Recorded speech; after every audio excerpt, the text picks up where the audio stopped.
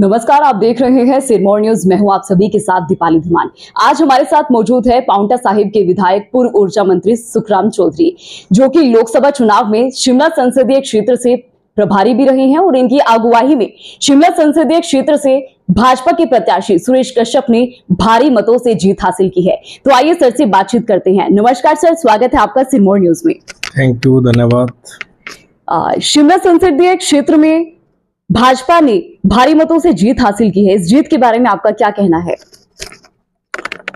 शिमला संसदीय क्षेत्र से भारतीय जनता पार्टी के प्रत्याशी सुरेश कश्यप जी लगभग 90,000 से अधिक मतों से जीते हैं। देश के लोगों ने आदरणीय प्रधानमंत्री परम श्रद्धेय नरेंद्र मोदी जी की नीतियों पर मोहर लगाकर भारतीय जनता पार्टी को जिताया है और प्रदेश सरकार की नाकामियां इस चुनाव में साफ नजर आई। 17 में से 15 विधानसभा क्षेत्रों में भारतीय जनता पार्टी के कैंडिडेट को लीड मिली। लेकिन सर, आपने 31,000 पार का नारा दिया था। पांवटा साहिब विधानसभा क्षेत्र में ये लीड पूरी क्यों नहीं हो पाई? देखिए, जहां तक लीड की बात है, कांग्रेस की प्रदेश में सरकार है।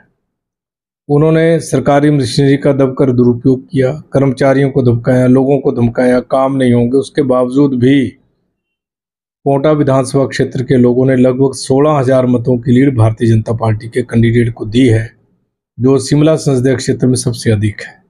इसके लिए मैं जिला सिरमौर के लोगों का विशेष रूप से धन्यवाद करना चाहता हूँ, शिमला संसदीय क्षेत्र के लोगों का धन्यवाद करना चाहता हूँ और पांवटा विधानसभा क्षेत्र के लोगों का विशेष रूप से धन्यवाद करना चाहता हूँ।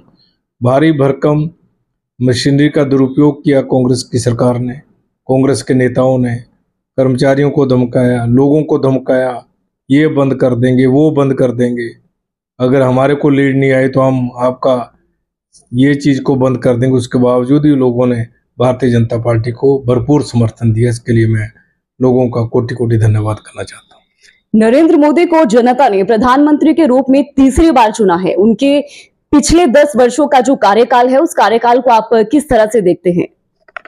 उनका जो 10 साल का कार्यकाल रहा है आदरणीय प्रधानमंत्री जी का, वो बहुत बेहतरीन कार्यकाल रहा है।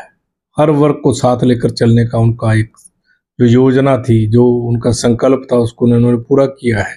हर वर्ग को राहत दी है, हर क्षेत्र में विकास हुआ है और इसके कारण ही तीसरी बार देश के लोगों ने आदरणीय प्रधानमंत्री जी को प्रधानमंत्री चुना है। प्रधानमंत्री नरेंद्र मोदी को जनता ने 5 साल का समय और दिया है, तो क्या उम्मीदें हैं कि आगामी दिनों में विकास के क्षेत्र में किस तरह की उम्मीदें भाजपा पार्टी से जनता रख सकती है? देखिए, प्रधानमंत्री जी को 5 साल का और समय देश के लोगों ने दिया है। आज देश उनके नेतृत्व में बहुत आगे बढ़ेगा। पहली कैबिनेट में उन्होंने 3 करोड़ मकान नए देने का देश के लोगों से वायदा किया है, घोषणा की है। उसको अमली जामा पहनाने का काम केंद्र की सरकार कर रही है। आज हमारी विदेश नीति बहुत अच्छी है, उसमें देश आगे बढ़ेगा।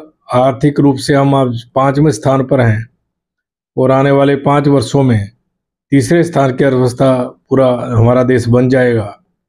देश आगे बढ़ रहा है, हर क्षेत्र में आगे बढ़ रहा है और आदरणीय प्रधानमंत्री जिस रूप में काम करते हैं वो सभी को पता है, भलीभांति देश के लोग जानते हैं। तभी तीसरी बार देश के लोगों ने आदरणीय प्रधानमंत्री जी को काम करने का, सेवा करने का मौका दिया। चौधरी जी, आप धूमल जी के काफी करीब हैं और जेपी नड्डा भी मंत्रिमंडल में शामिल हुए हैं, लेकिन अनुराग ठाकुर को केंद्रीय मंत्रिमंडल में शामिल नहीं किया गया है। इसके बारे में आपका क्या कहना है? देखिए, आदरणीय जगत प्रकाश नड्डा जी राष्ट्रीय अध्यक्ष रहे, हमारे सर्वोपरि नेता हैं। देश को उन्होंने लीड किया है भारतीय जनता पार्टी के अध्यक्ष के रूप में। भारतीय जनता पार्टी, आदरणीय प्रधानमंत्री जी ने देश को बहुत सम्मान, हिमाचल प्रदेश को बहुत सम्मान दिया है। आज वो हमारे हेल्थ मिनिस्टर बने हैं, हम सब के लिए खुशी की बात है, उनको मैं बधाई देना चाहता हूँ। आदरणीय अनुराग ठाकुर जी भी हमारे नेता हैं। ये आदरणीय प्रधानमंत्री जी का अधिकार क्षेत्र है, किसको कैबिनेट में शामिल करना, किसको नहीं शामिल करना है, और वो भी हमारे नेता हैं। आने वाले समय में जो भी पार्टी उनको जिम्मेदारी देगी वो निभाएंगे।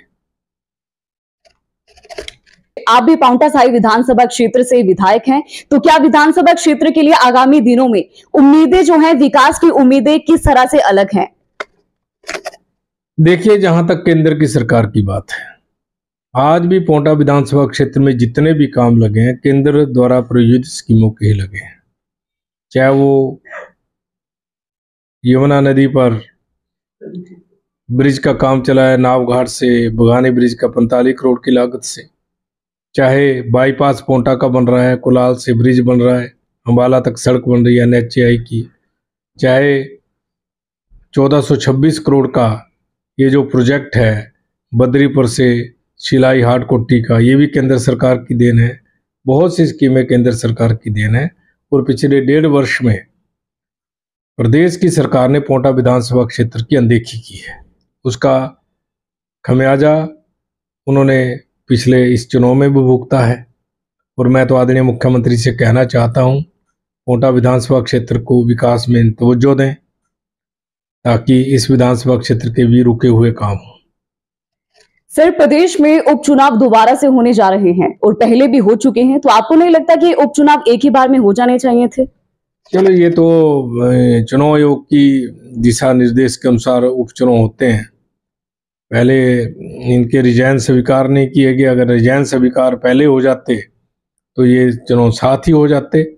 अब रिजाइन आदरणीय हमारे स्पीकर साहब ने अभी स्वीकार किए, इसलिए अब उपचुनाव 3 होंगे और उस उपचुनाव में भी लगभग 1.5 महीने तक जो है प्रदेश का काम प्रभावित होगा। धन्यवाद सर। तो ये थे हमारे साथ पांवटा साहिब विधानसभा क्षेत्र के विधायक Sukhram Chaudhary. You are watching Sirmaur news. This is me Deepali Dhiman.